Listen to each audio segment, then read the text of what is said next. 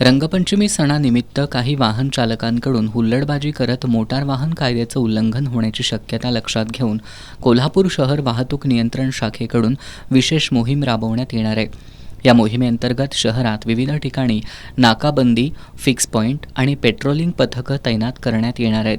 Police अधीक्षक, upper police अधीक्षक आणि शहर उपविभागीय पोलीस अधिकारी यांच्या मार्गदर्शनाखाली ही कारवाई करण्यात येणार आहे. शहरात 22 ठिकाणी फिक्स पॉईंट तसंच 8 मोटरसायकल पेट्रोलिंग पथकं नेमण्यात येणार आहेत. अलीकडच्या काळात काही वाहनांमध्ये अनधिकृत आणि बेकायदेशीर मॉडिफिकेशन करून कर्णकर्कश आवाजाचे सायलेन्सर बसवून भरधाव वेगानं वाहन चालवणं, आरडाओरड करणं अशा प्रकारांना आळा घालण्यासाठी विशेष लक्ष दिलं जाणार आहे. अशा मॉडिफाईड वाहनांवर यापूर्वीही कारवाई करून त्याचा अहवाल प्रादेशिक परिवहन कार्यालयाकडे पाठवण्यात आला आहे.